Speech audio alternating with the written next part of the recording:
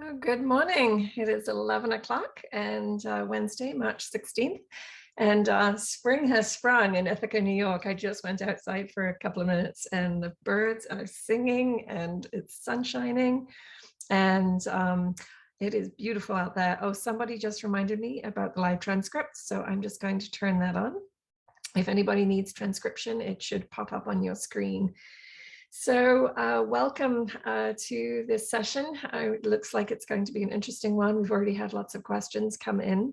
My name is Jana Hexter. I am the Grandson Partnership Coordinator for the Northeastern IPM Center. And we're very fortunate to have Sonia Berthasell with us today. So Sonia, if you could just move next slide for me, that would be great. Working on it. Okay, all right. Well, I think I can remember what goes on in the next slide anyway. So there we go. This session is going to be recorded and there is a link there. If you're here and present, actually just if you're registered, I will send you an email with a link to the recording. It takes us a few days because we edit it. So you can expect that sometime later this week, early next week. And next slide, please. We welcome your questions. Because we have so many people registered for this event, please don't use the chat. It's too difficult for us to monitor the chat. So if you have a question, if you scroll over your screen, you'll see the Zoom toolbox bar. And in there is a Q&A. It's like two little rectangles together that says Q&A. If you click on that, you can type in your question, and you can also, there's a checkbox if you want to make it anonymous, that you can ask your questions anonymously if you would like to. And so I will be monitoring that Q&A box. I will not be looking at chat. So if you have any questions, please put them in there. We have a few times when we're scheduled for asking questions, and so please feel free to bring those up. And next slide, please.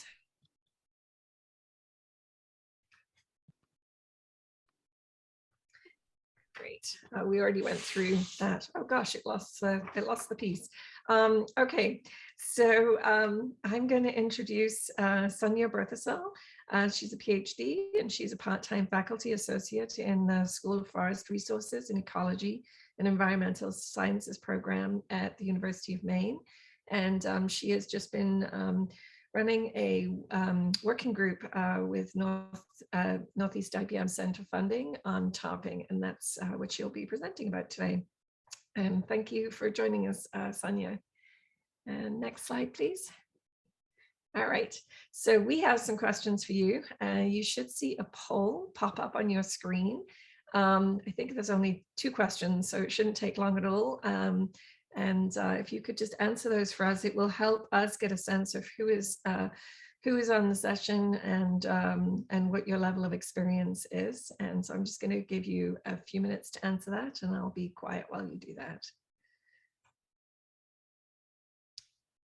All right, I'm going to share the results. We have 40% of people on the webinar are farmers. That's actually unusual for us. We usually end up with a lot of co-op extension people and some researchers. So this is a very practically oriented group, and great to see that. I also noticed 18% of gardeners and 23% co-op extension. There's a 20% of people are other, and I'm really curious what those other are. So if you were an other person, I would love it if you would put it in the chat, because I'm sure the person who manages these polls and collects the data would be curious to know what the other category is. And as far as practices that people have tried, you've tried a whole bunch of practices. And so I'm sure Sonia will be very happy to see that. So, all right, well, with that, I am going to turn it over to Sonia for her presentation, and we will be stopping in a few minutes to ask some questions. So if you do have questions, please put them in the Q&A box, not in the chat. That would be great. Thanks. Thanks so much, Jana, and welcome everyone. Really nice to be with you this morning. I wish I could see your faces, but I trust that you are present with me across the void. some colleagues and I who had a Northeast IPM Center working group have put together a really comprehensive resource that's a tarping guide for small farms in the Northeast. And here I want to walk you through kind of the high level what is in this guide to hopefully be kind of a teaser and incentivize you going and digging into it and making it your own and telling us and your friends what could be better about it and all that. So here's a little bit about what we're going to cover today. Sort of what is tarping, types of tarps and how they work, and we'll breeze over that pretty quickly. We've got a pretty experienced group. Some information about general logistics of tarp management that's covered in the guide. And then a number of practices, and this is the question that you just saw. We'll kind of share some highlights of what is in the guide and point to some case studies that are highlighting these practices as well. And then just conclusions and discussion. And over the course of this presentation, as Jana mentioned, we'll break it up with a couple of opportunities for question and answer as we go. So hopefully that's straightforward enough.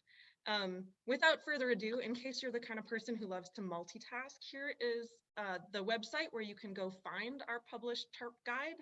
It's extension.maine.edu/publications/1075E. And this is Tarping in the Northeast, a guide for small farms. So do check it out, please.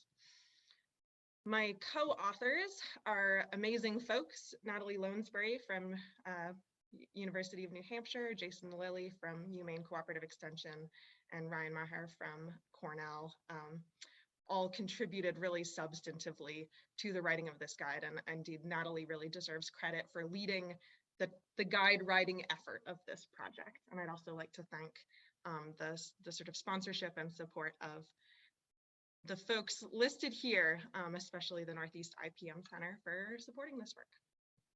All right, so what is tarping? I think most of us know this, but it's good to have a unified definition for what we do here today. So I want to start with kind of some other definitions. There's a suite of related practices that are related to tarping. One is solarization, which is the practice of using clear tarps to capture solar energy and heat the soil surface. And the effects of solarization on pests and beneficial organisms are really quite dependent on weather conditions and solar gain. And then we use in the TARP guide the word occultation for the practice of using opaque, usually black tarps to block light and prevent photosynthesis. And the effects of occultation are less dependent on, but of course, still affected by weather conditions. And we use tarping as a general term that includes both of those things and more. It's sort of any use of plastic materials to be creating a barrier for pest control purposes. So some goals of tarping that were illuminated in some work done by Ryan.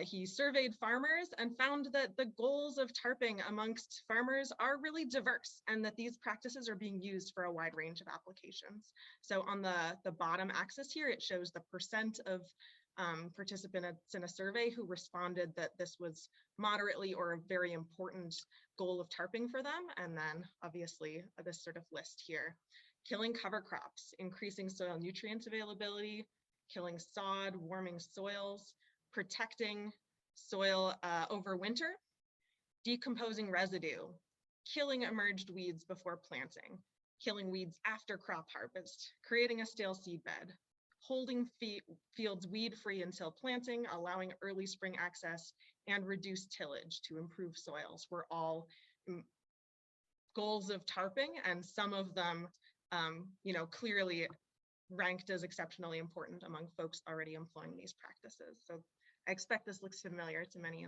in the room. So how tarps work?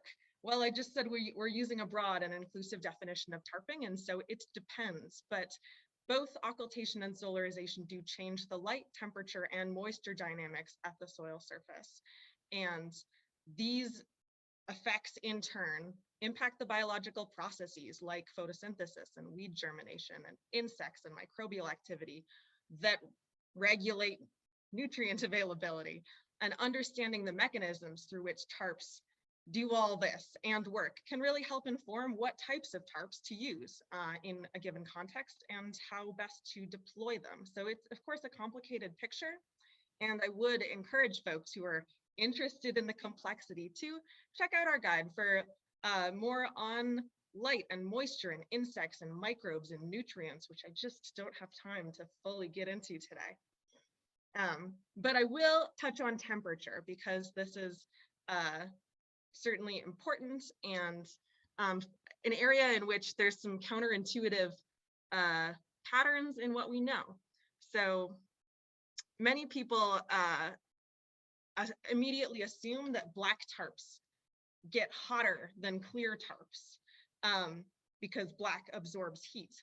But what we find is that the direct transfer of solar energy through clear tarps actually results in higher soil temperatures than black tarps. And you can see this on the y-axis here is temperature, and these two charts are showing tarps in two different contexts. So on the right is from a trial that I did where tarps are placed over bare soil in Maine for a day in early August. And then on the left, tarps are put over cover crop residue for a day in early June.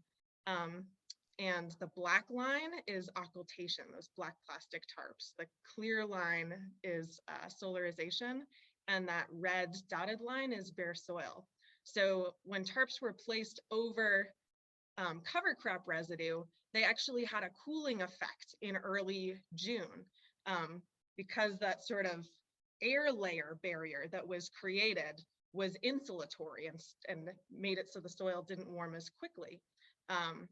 Whereas when you have direct contact between a black tarp and the soil surface, that's when you end up getting warming from a black tarp, though not to the degree that solarization would warm the soil surface. So there's your little complicated physics nugget for your day. And when it comes to the effectiveness of these practices, it's not just about maximum temperatures by any stretch of the imagination. Cumulative degree days are related to how effective these practices can be in different contexts. And so this just shows, over the course of a couple of time periods, cumulative degree days under occultation with black tarps versus bare soil. And you see that, in this context, you were getting accumulation of soil temperatures. All right, so what effect do tarps have on weeds? Weed management is one of the primary reasons that people do employ tarps. Can I just jump in for a moment, Sonia? Because I see one question which might be helpful as you go forward. Someone asked what a stale seed bed is, and I'm thinking maybe it fits into the slide. So yes, thank you so much. I think I might actually table that question because it's going to be one of the practice sections that we're going to get to. But it's an excellent question, and I'm excited to share the stale seed bed love with you in a few minutes. To start with, let's talk about what a seed bank is. And a seed bank is simply the store of weed seeds in the soil that could germinate if exposed to the right combination of conditions. And these can be seeds of annuals or perennial weeds. And then a related definition is the bud bank, which is the below ground storage organs of perennial weeds.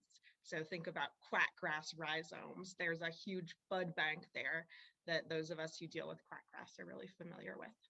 And new plants can emerge from these storage organs, and some types of organs, for example, rhizomes can spread. So when we think about tactical uses of tarping, thinking about these weed life cycles can actually be really helpful and can give us some frameworks for being strategic. This is a lovely diagram. It's in the guide, so if I'm going fast and you're like, oh, this is a lot of information, go check it out. But on the left here, it shows the life cycle of a typical annual weed, say a pigweed. where germination happens, that weed finds a suitable condition, it germinates. Sometimes those germinated seedlings die. Seedling death is a method through which we can deplete the weed seed bank. And this is a method, this is really to a great extent how TARPs work in many contexts, is they can help encourage a little extra germination or certainly be killing seeds that germinate. But assuming a weed escapes, you've got a phase of growth and reproduction and then seed shed. And if you want to have reduced annual weed pressure over time, trying to reduce this seed shed becomes really important. And then within the seed bank, you can also have death of those seeds so that they become non-viable. And in some contexts, TARPs can actually cause seed death as well, although getting temperatures hot enough and conditions suitable for that is tricky in the Northeast. All right, on to perennial weeds and asexual propagation. On the right here, we've got, a cartoon nutsedge. And here we could have emergence from vegetative propagules from that bud bank, and then vegetative growth and spread underground of those structures. And so you're really looking to be causing bud death here to deplete your bud bank over time. And TARPs are better at killing seeds better at depleting the seed bank than the bud bank typically. So here's an example of some nutsedge growing up through an area that was tarped over a cover crop, it looks like. So if you have perennial weeds present in your fields, as many of you know, it's important to be aware that tarping alone may not be sufficient to avoid problematic levels of these species. So using multiple tactics to deplete the storage organs of challenging perennials may be recommended. All right, I'm going to breeze through this really quick, but some aspects of general logistics of TARP management, just really practical, useful stuff that my colleagues and I have learned by doing extension work and doing these things ourselves and talking to a lot of farmers. Are trade-offs with size and thickness of tarps, some price comparisons. We have a really nice table of price comparisons that folks can use to make their own decisions about things. Methods of securing tarps. In this photo here, you see we've got sandbags used, but there are certainly other methods that folks have tried. Labor requirements. There are some real trade-offs about what time in the season you want to be using labor, because putting out tarps, as many of you know, requires people power. At what times of the season do you have that? Do you want to prioritize that? And then longevity and storage of these materials for sure. So I've used the word trade-offs 3 times already, I think, in this little sequence, and there are certainly drawbacks and considerations to all of this. So check out the TARP guide for more on all that. But I think it's important to note that all labor is not created equal, and adding TARP labor in the early spring or late fall, when wet conditions limit field access or when other farm demands are not at their peak, can certainly have clear advantages. And I think is something that makes these strategies applicable in our changing climate. So here's highlighting just a couple of the challenges of tarping, and some of you may have experienced these too, but worth noting that some weeds may become a bigger problem, that tarps can interfere with other farm operations. Mice and voles are something that sometimes take up shop under tarps. And then finding time in a crop rotation, water ponding on tarps, which we saw in the last picture, and then questions about applying, securing, and logistics of moving are all challenges that farmers have expressed facing. I just wanted to highlight this quickly to draw your attention to its utility, that this price comparison chart is our best effort to show trade-offs with years of use and some notes about the different materials that people have employed for these practices. All right, phew, that was a whirlwind.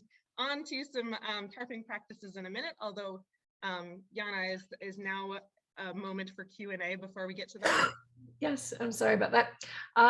So we only actually have one question other than the stale seedbed one. And actually, this is also a stale seedbed question. So we Great. may keep this for the next section. The question is, can we achieve similar stale seedbed effects with black woven landscape fabric? So if you want to cover that.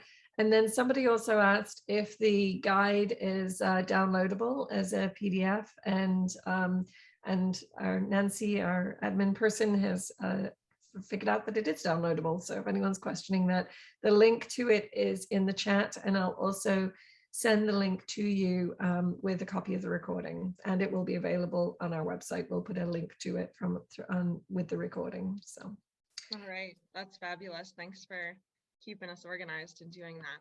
All right, on to stale seed bedding, and I will address these questions about what that is and trade-offs with materials as we go. So essentially, stale seed bedding is when you apply tarps for several weeks after you've prepared a field for planting, and the goal is to stimulate a flush of annual weed emergence and then kill those emerged weeds. So stale seed bedding is a general practice that didn't develop with tarps. It's been used, you can do this without tarps, where you prepare beds for planting, you wait for weeds to emerge, and then you kill those emerged weeds with an herbicide or with shallow tillage or with flaming are really common ways to do this. And it has real benefits for depleting the weed seed bank and creating, especially in the top inch or so of soil, a depleted weed seed bank so that you can then transplant into that without further soil disturbance and have a really nice weed-free summer, hopefully. And hopefully that answers the question about what a stale seed bed is. When we do this with tarps, typically you put tarps out for a couple of weeks, and then that is sufficient. And you take the tarps up and would plant into that prepared bed with as little further soil disturbance as possible. And trade-offs with different materials are essentially, this can work with either black tarps or clear tarps, but clear tarps are the high risk, high reward scenario for stale seed bedding. With clear tarps, you can get hotter soil temperatures. You can actually get soil temperatures hot enough, if you do it right, to be killing weed seeds or causing fatal germination. And I've done studies both in a field and in a closed hoop house where I was solarizing with clear tarps with, and this is important, I irrigated first, put a clear tarp down, secured the edges really tightly. I actually buried them. You could also put metal pipes on top of them, but tight edge securement. And I was getting temperatures that were hot enough to just kill the weed seeds in the seed bank, both in an open field and in a hoop house. And seeing really substantive seed bank depletion that lasted through the season and beyond. And that's really cool. But the risk is that with a clear tarp, if you don't get soil temperatures hot enough to cause that seed death or that fatal germination, what you've done is create a lovely greenhouse. And so you might get a wonderful flush of weeds that then thrive under your tarp. And then you have a real mess, and we'll need to follow up with an herbicide or with flaming or something to manage that. And so solarization is the high risk, high reward version here. But for some of you, you know, especially if you want to try it in a hoop house, or if you're in a warmer area than I am, or if you're doing it really near the summer solstice when solar gain is at its highest, it might be worth trying if you really want to be maximizing seed bank depletion. By contrast, black tarps are kind of, they work, and they work well enough for most people, so I think they've become a little bit more popular in this space. All right, so as I've alluded to, these practices, and especially black tarps, can be used throughout the season and within hoop houses, so pretty versatile. We do, within the structure of our tarp guide, have some lovely case studies of real farmers employing these practices. And I don't have time to tell you all the details, which are really rich and wonderful, but I did want to highlight that Dave McDaniel and Heather Salin of Earth Dharma Farm have a case study related to stale seed bedding that you can check out in the guide. And here's just a picture from that, where they have this lovely, pretty clean field of spinach from a bed that's been uncovered, and they have this nice method where they make a sausage roll, rolling their tarp across the field a couple beds at a time for succession planting, which is just kind of a nice strategy. Oops. I want to move on to our next practice, which is minimizing tillage with tarps. And as we saw earlier, soil health and soil quality is one of the primary motivations that people like to use tarps. And so the idea of using tarps to minimize tillage so that we can be building soil health is really popular and has a lot of traction. This picture is just kind of a comparison of a conventional tillage system on the left and a continuous no-till system with tarps on the right. And this can fit in, this is a really broad overview that I'm giving you now, but I do encourage you to check out this section of the tarp guide because there's a lot of meat to it and a lot of versatility. You can use, you can be minimizing tillage at multiple parts in a rotation with this kind of strategy. And that could be, you know, after a fall cash crop, overwintering or putting on an early spring tarp before planting a spring or summer cash crop. It could be growing a spring cash crop and then tarping in the summer and then growing another fall cash crop. Or it could be winter killing or overwintering a cover crop with then an early spring tarp and a spring or summer cash crop as just some examples. This is just you know, a picture of a lovely, pretty weed-free bed that has been employing no-till practices. Some key considerations here are, of course, residue management and seed bed quality. So, you know, it's important to consider what you're doing prior to employing tarping in order to try to minimize tillage, as well as what you want to do after. And having residue and maybe a little bit of a lumpier seed bed is not ideal for all crops. And so these practices often work really well with transplanted crops and may be a little bit less suitable for like small seeded, direct seeded crops where residue or seed bed quality are going to be most important. But as you can kind of see in this photo, just I love these palpable wow, look at the difference a tarp can make photos that I think many of you have experienced on your farm.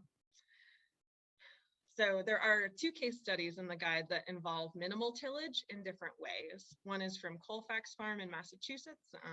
It's about breaking ground and bringing sod into production. So many of our case studies are kind of an integration where farmers, of course, are employing multiple things. So this farm is bringing sod into production and also doing minimal tillage. And then Edible Uprising is using these practices sometimes with cover crops in an overwintering context. All right, we could pause for some more questions if any more have come in, Jana. Yeah, we actually have some great questions. So Mark Van Gessel said, do you recommend burying the edge of tarps? Great question. I think it depends on the context and the goals and your own comfort with trade-offs. So here are some like quick things that are in my mind. If you are using clear plastic, I do recommend burying the edges or putting down metal pipes such that you have a really flush seal. I've done some trials where I've tried different methods like buried versus putting metal pipes versus just putting rocks every 3 feet. And the rocks every 3 feet did not work. Not good enough. Sandbags are not good enough in my trial. So yes, with clear plastic, bury the edges. With black plastic, I don't think it's necessary. It doesn't help the efficacy necessarily, but if you're in a place that's really windy, you want to make sure that you have adequate securement, and it could be that burial would be helpful for some people in some contexts.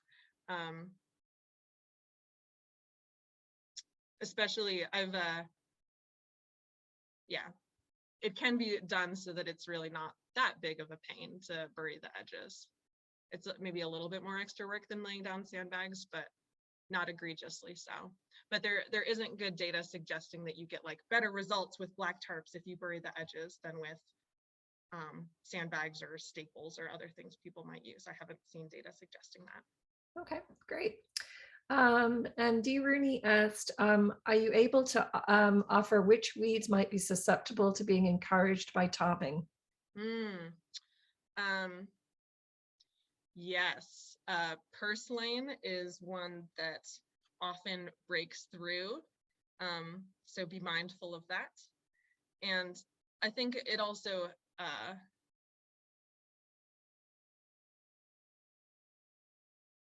yeah, it depends. I've seen also with thin tarps, nut sedge just like poke holes through them. Doesn't always happen, but is possible. There's a little bit in the guide about this, but this is the kind of like different weeds and how tarps affect different weed species is something that I would love to see us do more synthesis on, because I think it's really important. That's maybe as much as I'll say there. Okay, great. And Susan Beal and Jeff Davis asked a very similar question, which is about solarization. Can you please comment on the effects of the soil biome, microbial and other life when these temperatures are in play? It seems to me that they'd be detrimental. And Jeff Davis asked, does the solarized bed get hot enough to damage beneficial soil organisms? Yes, I can provide at least partial answers to these questions. I have done some research on this and some field trials, and found that I was measuring soil microbes in particular. And I did find that solarization decreased populations of beneficial soil microbes during the time that the tarps were in place, but that there was some bounce back after tarps were removed. And based on, there's a deep literature on solarization because it's a practice that's been used for control of fungal pathogens in other parts of the world quite extensively. And in that body of research, the understanding is that soil beneficial communities of soil organisms should bounce back. I don't know if that is a fully comprehensive answer, and I personally still have questions. There hasn't been a lot of work done on impacts on insect communities, and that in our working group process emerged as a real question that would be great to answer with additional research. There's a couple thoughts on that. Great. And we have some more questions, but I know we need to move on, and we'll hope, and we do have another question break at the end, so hopefully we can answer the other questions that have come in. So great. All right. So the next practice covered in the guide is cover crop based rotational no-till with tarps. And so this is, extending that idea of using tarps to kill some weeds so that you can minimize the number of tillage passages that we just talked about, to, hey, let's grow a high biomass cover crop, kill it with tarps, and then, not be tilling in that system, at least for that year. So this is sort of seen as a bit of a holy grail in organic farming. How do we do high biomass cover crop based mulch without herbicide? And tarping actually can be used for this purpose. So here's a picture with some transplanted brassicas in Scarborough, Maine, which conventional wisdom would have said, we can't get high enough biomass cover crops and that's not going to work, but it is working for some folks. So some highlights of this are that there are many benefits, and I think this is intuitive to many of us in the room, but those general suppressing weeds, conserving moisture, protecting the soil, and increased nitrogen from legume cover crops are all things that we can get from this integrated practice. but there's a pretty major commitment of time and space to making this work. And it requires an even high biomass cover crop stand, which certainly, like up where I'm from in Maine, can be hard to achieve with our short growing seasons. So some tools that have made this practice applicable on a small scale include rolling. So here's my friend Natalie, who's the co-author and really PI on this guide, rolling a rye vetch cover crop with a riding mower and a water-filled lawn rower attachment. And rolling rather than trying to mow a cover crop before applying tarps is recommended. When you mow a cover crop and apply tarps, you're much more likely to break the plastic and kind of get worse results from that. But this rolling technique has been working really well for some folks. And obviously, when you have a sort of high biomass residue mulch there to plant into, how do you plant into that is a real question. And so at smaller scales, an upright tree dibbling tool has been used for some folks to create holes relatively easily so that you can transplant into that high cover crop residue. The timing of this is going to depend on where you are, but there's info in the guide that shares kind of Natalie's process for doing this successfully in some of her research trials and some lessons learned with that. So I encourage you to check that out if you're interested. And a couple notes are that some soils will require additional soil health building practices and intentional management of the weed seed bank and bud bank before no-till practices are going to work even with tarps. And this kind of very weedy, palpably sad looking soil in this photo is an example. So there is a great case study in the guide that is Evening Song Farm using these practices. And they have developed a really cool toolbar that allows them to be planting into a high residue cover crop mulch at a fairly small scale. So I encourage you to check that out if that's of interest. Whew. On to the next practice. I promised you this would be a sort of a high-level whirlwind tour. So in the photo here, you see a farmer, someone working on this farm, applying compost just kind of as a mulch over the soil surface. And this sort of continuous no-till with application of compost almost as a mulch and integrating that with tarping is a practice that many people are interested in and I've seen work quite effectively. So some highlights are that in this system, compost is typically applied annually at, an inch or more to create a whole new soil layer essentially. And you can see in this photo, you've got sort of your base soil layer and then, inches of what is essentially straight compost on top building up. And this has major weed control benefits. You're basically burying your weed seed bank. So solved that problem. But there's a real potential for nutrient loading, and it's also a fairly intensive process. Not everyone has access to the mass quantities of compost that would be needed to apply this practice.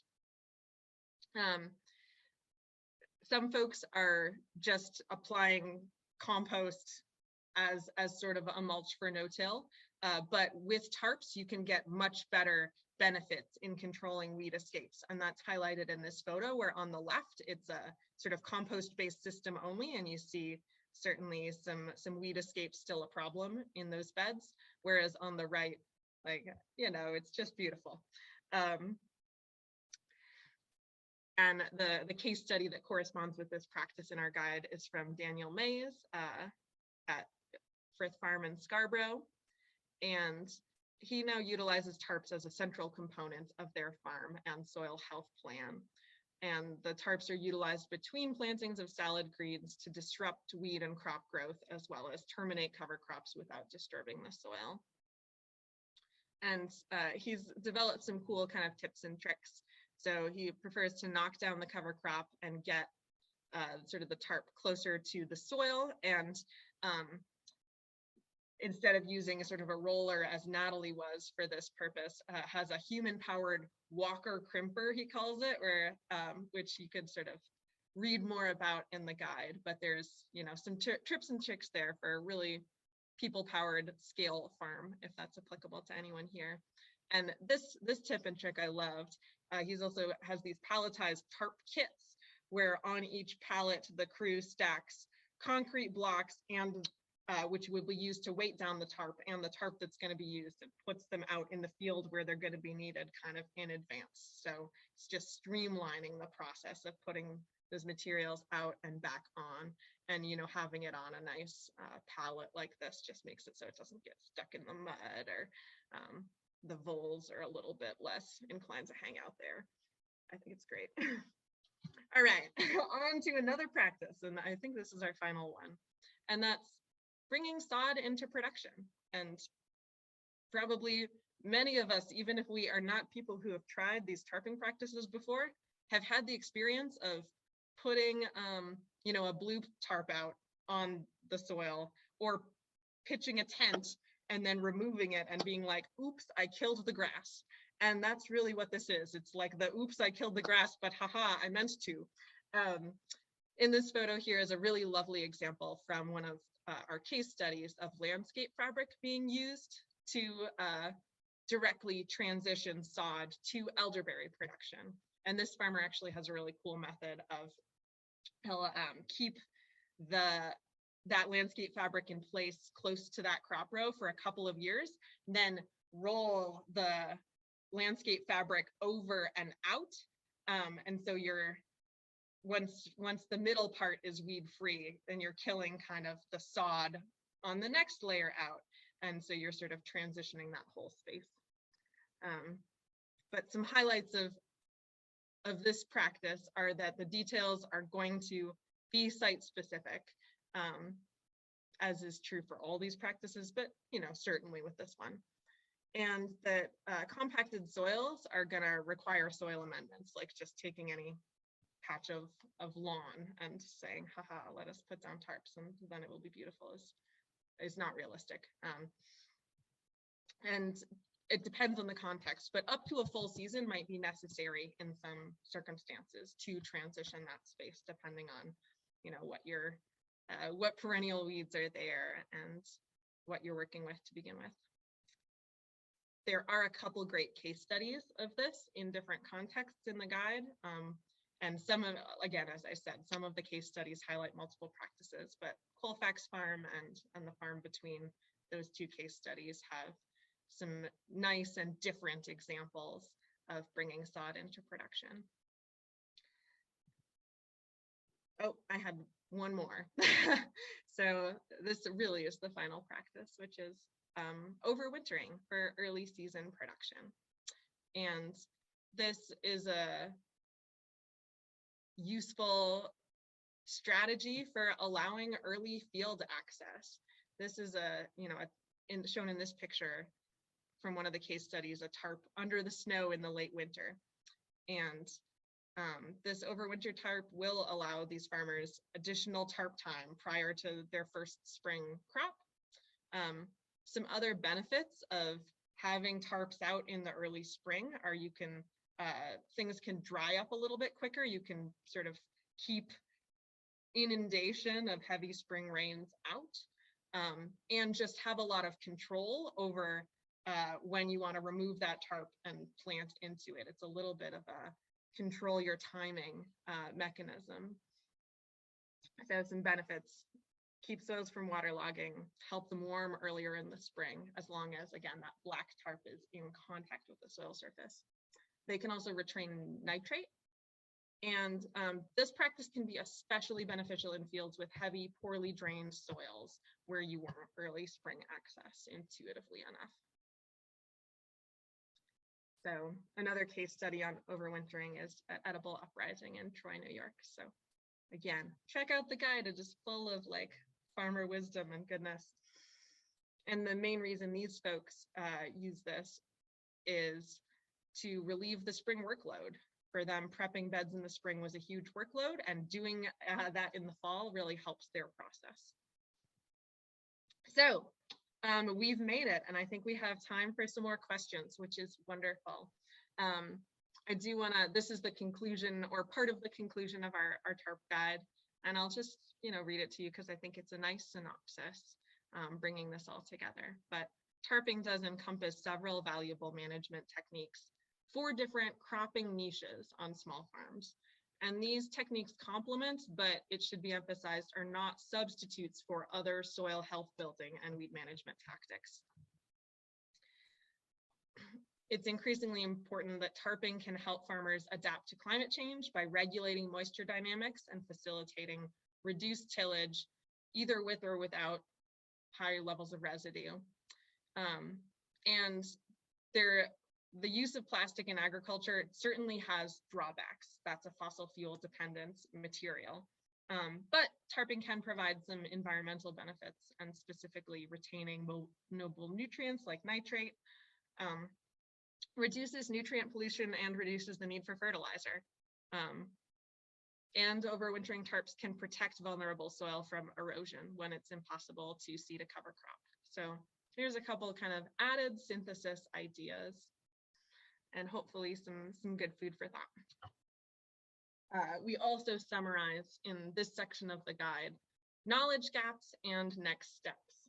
And if you're the kind of person who loves to, take what is known and go forth and experiment and learn something new, I'd really encourage you to check that out, because we've done our best to really look at the state of knowledge within this suite of practices that is tarping, summarize both the scientific data and sort of farmer knowledge about what is happening, and then identify gaps and next steps in that space. And I'm sure that we've missed beautiful examples, and there's already new things that have been learned that could be included in the next guide but I think this is a pretty good start, and hopefully a useful and rich resource for folks. So again, here's the website and the plug for where you can find it. Great, thank you. This is really interesting, and we have questions. So we have some about specific plants or types of things, and I'll get to those, but I'm going to come through some others first. First of all, I love the names of the farms. It's just like, it's really a beautiful, totally. I've enjoyed listening to the names of the different farms. Okay, so Tom Basden has said, during the growing season, what is the minimum time period needed to control weeds with the black plastic tarp? That's such a good question, and it does unfortunately depend on the weed and on the conditions. There are farmers that have told me that they have been satisfied with the weed control they have achieved in as little as a couple of days. From my own experience and looking at some of the scientific literature, usually at least a week to 2 weeks is going, 10 days to 2 weeks is going to be more the typical sweet spot that most people find is what's needed for annual weeds. Okay. And then Aaron Gabriel asked, doesn't a plastic tarp cause water to collect around the edges and make mud after rainstorms? That's a good question, and it might depend a little bit on. Yeah, I expect that there are farms who have experienced that. In my own trials and use of these practices, I haven't found it to be a problem, and that might be that where I've been using this has been well drained enough that, and on a small enough scale that there just was an ability for things to roll off and drain as needed, but I can imagine it being a problem in some contexts depending on your soils. Okay. And this may be in the guide, but Jeff Davis asked, how long do the various materials last being rolled up and stored and reused? I think that was in your chart, correct?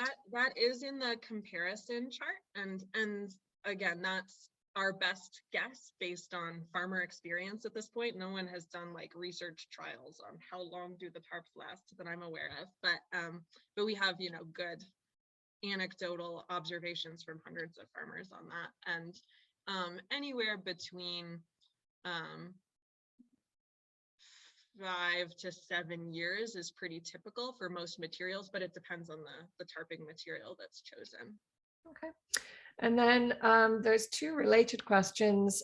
Jeff Markison asked, have you looked at microplastics in the soil? And Susan Beale said, I'm concerned about the use of plastics and the disposal and microparticles in the soil. Do the corn-based tarps work?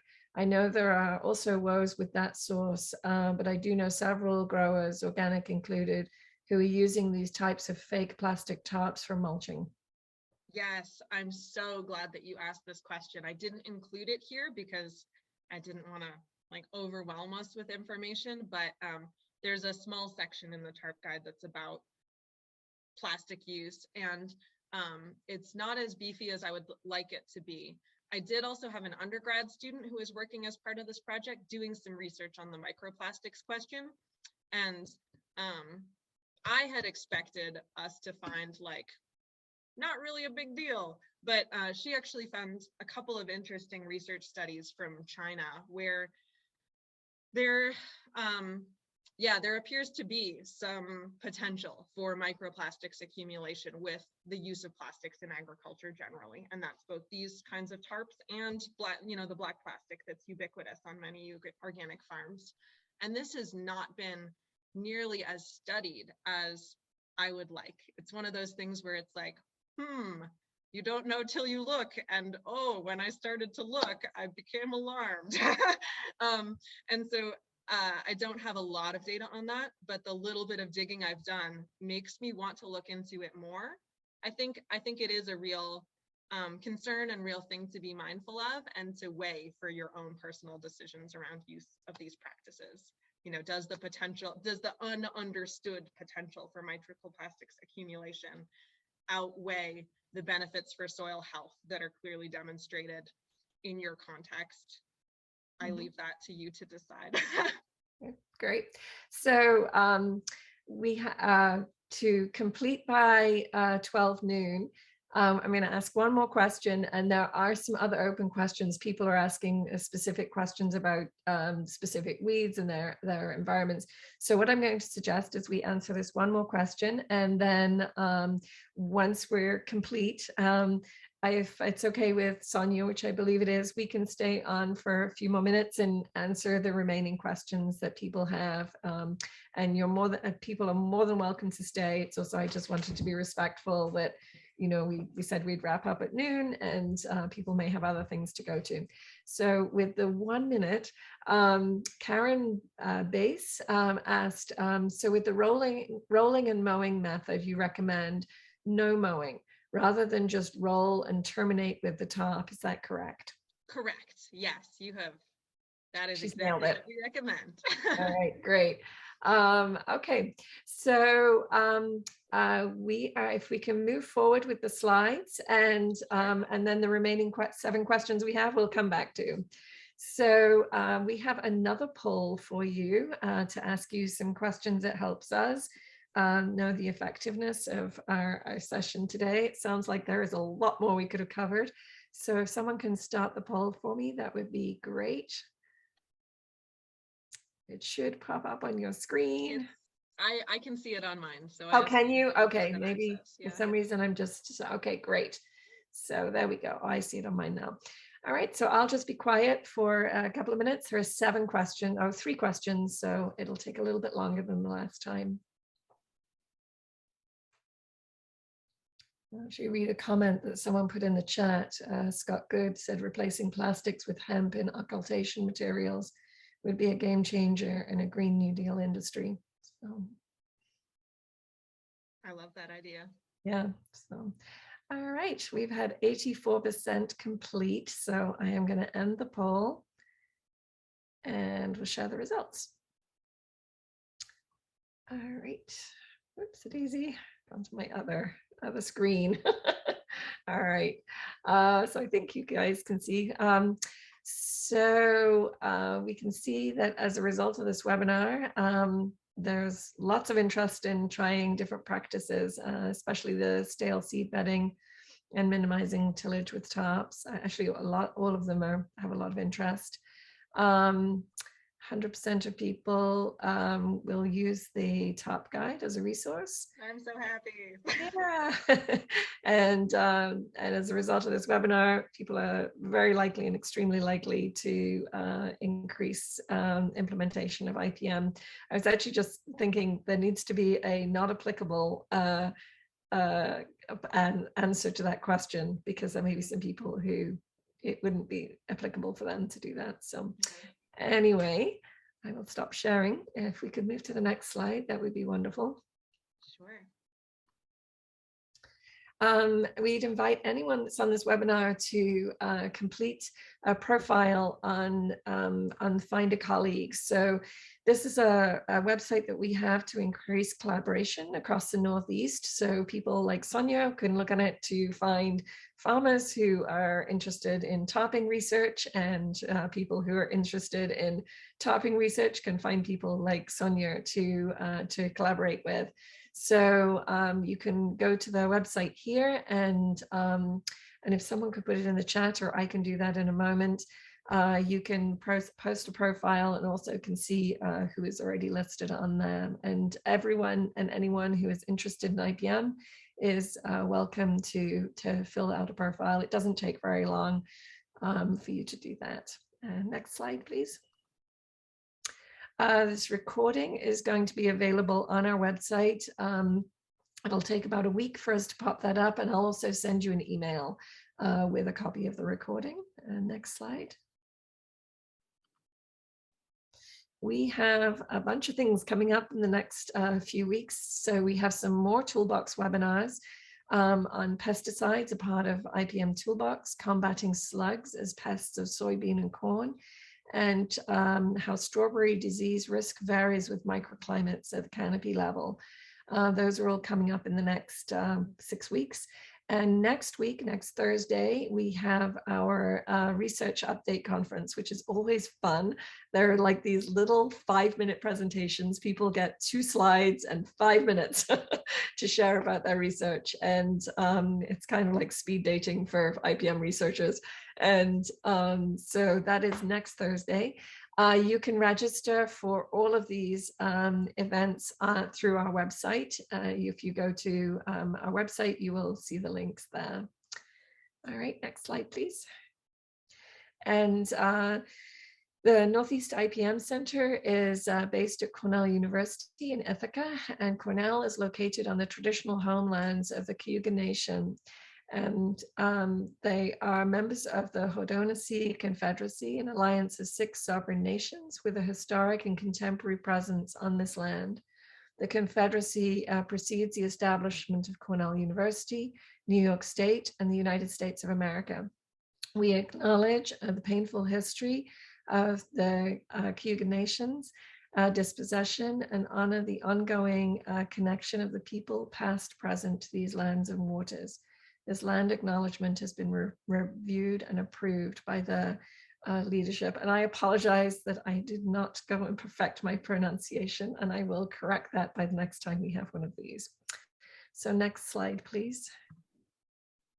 And we also acknowledge that all of this research and our presence here is a result of funding from NIFR, the National Institute of Food and Agriculture, through a grant that they gave to the Northeastern IPM Center. And next slide, please.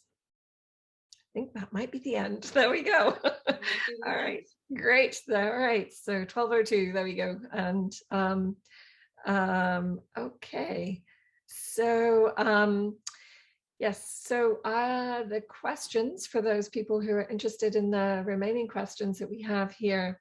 So Jeremy Bean said, what about topping for the purposes of killing rhizomes of invasives such as phragmites? Will this work, and is there a significant amount of time to leave the tops down? Yeah, so I do think for most perennials, the duration of tarping needed is going to be much longer than for annuals. So I said 10 days to 2 weeks works in annual contexts. And for control of many rhizomatous perennials, you're looking at more like months, or something that I think theoretically should work great, but there hasn't been a lot of research on, is kind of a integration of tarps into a season-long stale seed bed kind of tactic, where essentially your perennial weeds are going to be most sensitive to tarps or to any method of being disrupted when they're first emerging. So when you have underground storage structures, you've got these carbohydrate stores, and your perennials rely on that to grow up to the point where they can be using photosynthesis to replenish that. So you want to get them before they start giving back to the bud bank. So using tarps in the early spring before you have those new shoots rising up from your rhizomes, in order to be depleting the carbohydrate stores and making those perennial storage organs work harder.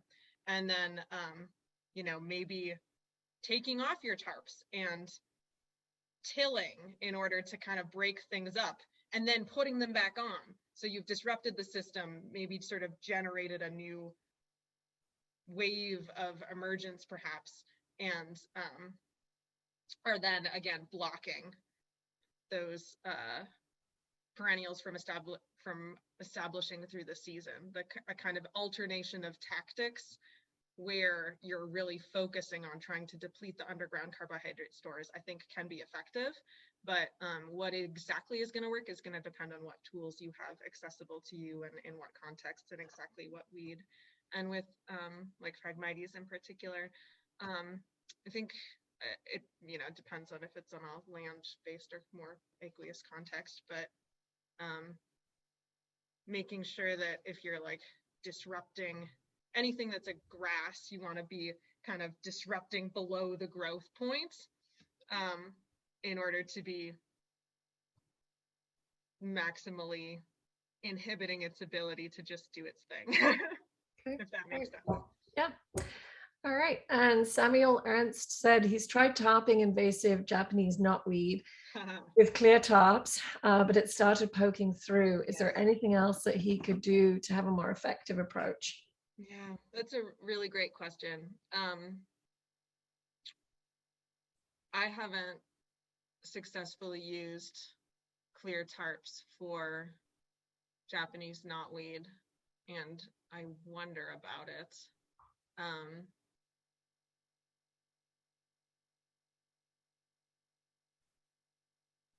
I don't have a great answer, I'm afraid.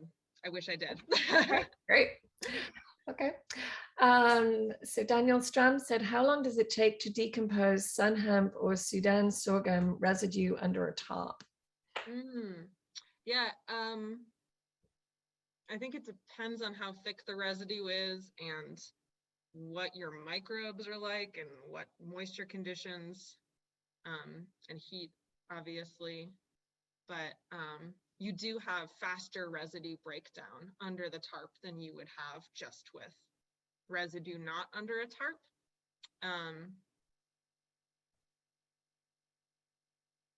Yeah, I'm going to deflect and say it depends on the time of year, because I don't know enough about your context and where you are geographically to have a great guess on that. What I will say is the tarps will accelerate that process. And somewhat interestingly, like in Natalie's, you could look at the part of the tarp guide that's related to high biomass cover crop no-till systems for some more information on this, because I know Natalie has done some research indicating that despite having faster residue breakdown under tarps, you're still seeing really excellent weed control benefits, sort of even though you don't have like the amount of residue left that you should need in a context that didn't include tarps. Okay, thank you. And Jackie Knoll said she wants to get rid of sumac in a meadow. Bush hogging seems to be spreading it. Should I try tarping a small area and see if it works? I think it's worth trying anything once. I do think it's I would try to choose a pretty heavy tarp, because I think it's likely that you will end up poking through a tarp if you're not careful with that. But can't wait to hear how it goes. Okay, great. And Jeremy McDonald said, is there a limit to how long a tarp should be left on the ground before it starts to have a negative effects on the soil and or soil life? Yeah, I think that this is something that we don't fully understand. I know one of my colleagues, Eva Kinnebrew in Vermont, is like studying the effects of tarps on beneficial insects, which is something that really we don't know anything about other than what Eva has learned so far. And they certainly impact macroinvertebrate and communities. The tarps do certainly impact microbial communities, and the ramifications of that are not fully understood. So I think the unknowns are too many for me to say this amount of time is safe and this is not. I think it's, as with agriculture generally, we're changing our environment and there's risk involved in that. And so, okay. Yeah. And I noticed that Susan Beal put in a suggestion for a new acetic acid product for Japanese knotweed. So a person who has that Japanese knotweed, if you're still there, if you look on the chat, there's Susan is chiming in about that one. That's awesome. And I'm glad to see people resource sharing in the chat. Yeah. And Dina Wiseman said, how would you tackle quackgrass with tarps? Yeah. I have actually had, different people have had mixed success with quackgrass and tarps. I've seen actually using clear tarps over places with quackgrass, somewhat decent success delaying its establishment. So I had quackgrass in one of my plots where I was creating a stale seed bed with clear plastic tarps. And we eventually ended up with quackgrass emerging in that field, but the solarization that we had applied early in the summer hurt the quackgrass enough that, it was providing more of a head start for the crop, essentially. And so that's beneficial. Like, even if you don't eliminate your quackgrass problem, it could be that these practices can be helpful in minimizing it. I also have a farmer friend who sort of eliminated his quackgrass problem by applying a double layer of clear plastic over his field for an entire summer. So again, real trade-off with taking a field out of production in that way and applying that practice intensively, but there's an anecdotal success story of that working. Great. And Susan Beal said about the microplastics, also PFAS and other plastics plastic associated compounds, not just the structural microplastics issue. And I look forward to seeing more work on this. And I have one last question. You talked about the elderberry, and I'm wondering about the impact around perennial bushes, like blueberries and elderberry bushes and topping. Does it damage the root structure to do that? Yeah, so I think using impermeable tarps close to perennials you would be sort of blocking water infiltration and creating a climate that would probably be inhospitable to roots or less hospitable to. But use of permeable landscape fabrics in those contexts has been employed very successfully. Great.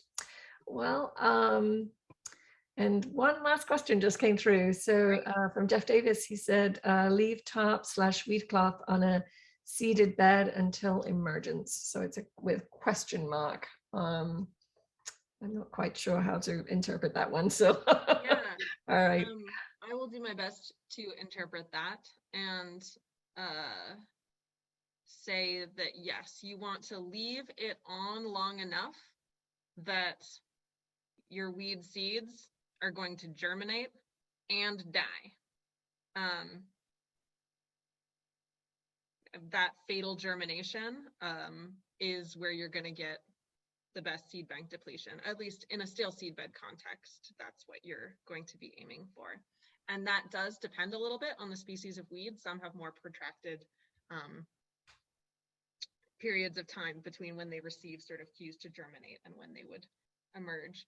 You also, your weeds might not emerge. So if you are like rolling up your tarp and looking down and being like, has anything emerged yet? It's possible that things won't. Sometimes if I dig into the soil a little bit, I'll actually see white thread, little dead weeds where they germinated and they didn't get to emerge. They got killed before they got to that point. So that could be a fun exercise too, is like explore the soil ecosystem under your tarp, see who's dying, see Great. what mushrooms are growing. Very exciting. All right, wonderful. Well, I think we have come to the end of our questions, and thank you very, very, very much for doing this. It was really interesting, and I can tell from the level of engagement by people that they're super interested in the content. And just a reminder, we'll have a recording of this up on our website next week, so you can refer to it again and link to the top guide. So thank you, Sonia, for your education, your enthusiasm, and your dedication to your craft, and for being with us today. So thank you. Absolutely. Thank you all. It's really been a joy, and I hope you have a great day. Okay. All right. Bye.